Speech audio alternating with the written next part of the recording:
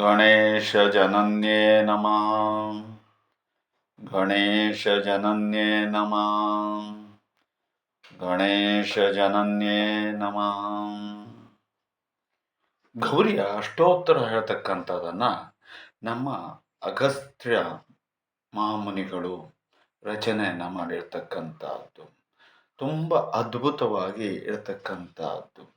ಮತ್ತು ಈ ಒಂದು ಈಗ ನಾವು ಏನು ಹೇಳಿದ್ವಿ ಆ ಒಂದು ಮಂತ್ರ ಅಥವಾ ನಾಮ ಹೇಳ್ತಕ್ಕಂಥದ್ದನ್ನು ಸಂಕಷ್ಟಹರ ಚತುರ್ಥಿಯಂದು ಸ್ಮರಣೆಯನ್ನು ಮಾಡಿರ್ತಾರೆ ಅದ್ಭುತವಾದಂತಹ ಒಂದು ಪುಣ್ಯ ಹೇಳ್ತಕ್ಕಂಥ ಸಿಗ್ತದೆ.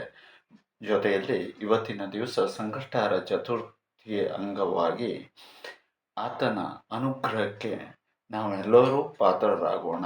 ಆತನ ತಾಯಿಯಾಗಿರ್ತಕ್ಕಂತಹ ಗೌರಿ ಅನುಗ್ರಹಕ್ಕೂ ಕೂಡ ಪಾತ್ರರಾಗೋಣ.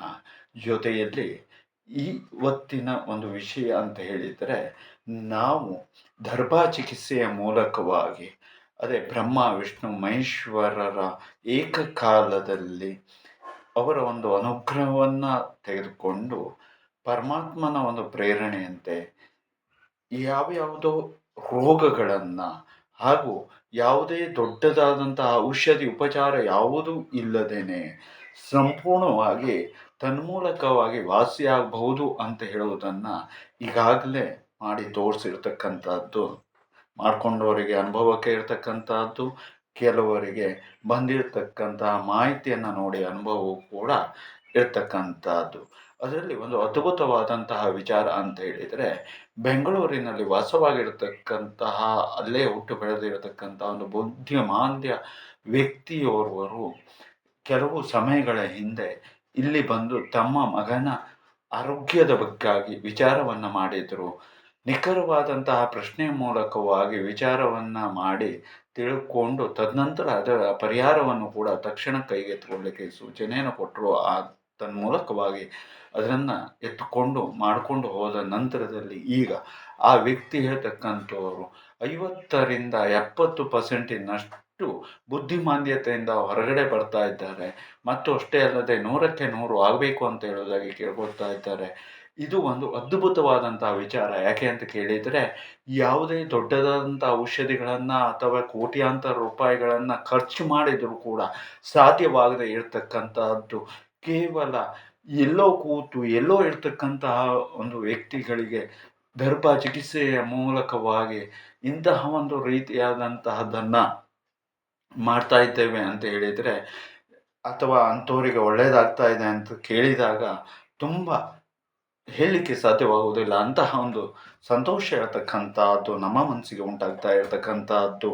ಹಾಗಾಗಿ ಇದನ್ನು ಯಾರ್ಯಾರು ನೋಡುತ್ತಾ ಇರ್ತಾರೋ ಅಂತಹ ವ್ಯಕ್ತಿಗಳು ಇಂತಹ ಮಕ್ಕಳಿಗಾಗಿರ್ಬೋದು ಅಥವಾ ದೊಡ್ಡ ದೊಡ್ಡ ರೋಗದಲ್ಲಿ ಬಳಲ್ತಾ ಇರತಕ್ಕಂಥವ್ರಿಗಾಗಿರ್ಬೋದು, ಎಲ್ಲರಿಗೂ ಕೂಡ ಆರೋಗ್ಯವು ದೃಢವಾಗಿದ್ದರೆ ನಾವು ಏನನ್ನೂ ಕೂಡ ಸಾಧಿಸ್ಬೋದು. ಹಾಗಾಗಿ ಎಲ್ಲರಿಗೂ ಕೂಡ ಒಳ್ಳೆಯದನ್ನು ಉಂಟು ಮಾಡಿಕೊಳ್ಳಿ ಅಂತ ಹೇಳುವುದಾಗಿ ಕೇಳ್ಕೊಳ್ಳೋಣ. ಜೊತೆಯಲ್ಲಿ ಇಂತಹ ಒಂದು ಅದ್ಭುತವಾದಂತಹ ಒಂದು ದರ್ಭಾ ಚಿಕಿತ್ಸೆ ಇರತಕ್ಕಂತಹದ್ದನ್ನು ನಾವು ಮಾಡ್ಕೊಂಡು ಹೋಗ್ತಾ ಇರ್ತಕ್ಕಂಥದ್ದು. ಹಿಂದೆ ಜನರು ಅದೇನು ಹಾಗೆ ಹೀಗೆ ಅಂತ ಹೇಳಿದಾಗಿ ಹೇಳ್ತಾ ಇದ್ರು. ಆದರೆ ಇವತ್ತಿನ ದಿವಸ ಅವರೇ ಇಂತಹ ಒಂದು ಅದ್ಭುತವಾದಂತಹ ಶಕ್ತಿಗೆ ಮಣೆಯನ್ನು ಹಾಕ್ತಾ ಇರತಕ್ಕಂಥದ್ದು ಸಂತೋಷವಾದಂತಹ ವಿಚಾರ. ಮತ್ತು ಅಷ್ಟೇ ಅಲ್ಲದೆ ಯಾವ ದೊಡ್ಡದಾದಂತಹ ಅವರಿಗೆ ತ್ರಾಸು ಅಥವಾ ಕೆಲಸವಿಲ್ಲದೆ ಎಂತಹ ಸಮಸ್ಯೆಯನ್ನಾದರೂ ಕೂಡ ದೂರವನ್ನು ಅತಿ ಬೇಗನೆ ಮಾಡಿಕೊಳ್ಬೋದು ಅಂತ ಹೇಳುವುದನ್ನು ಈಗಾಗಲೇ ನಾವು ಜಗತ್ತಿಗೆ ತೋರಿಸ್ತಾ ಇದ್ದೇವೆ.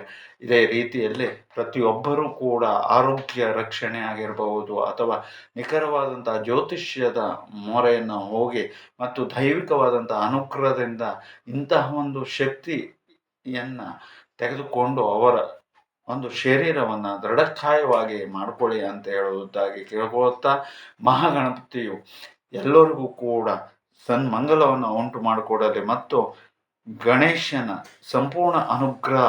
ಈ ಒಂದು ಸಣ್ಣ ರೀತಿಯಲ್ಲಿ ಕಥೆಯನ್ನು ಹೇಳಿದ್ದೀವಿ. ಇದನ್ನು ಕೇಳಿರ್ತಕ್ಕಂಥವ್ರಿಗೆ ಎಲ್ಲರಿಗೂ ಕೂಡ ಮಹಾಗಣಪತಿಯು ನಿರ್ವಿಘ್ನವನ್ನು ಉಂಟು ಮಾಡಿಕೊಡಲಿ, ಒಳ್ಳೆಯದನ್ನು ಮಾಡಿಕೊಡಲಿ. ಘಂ ಗಣಪತಿಯೇ ನಮಃ.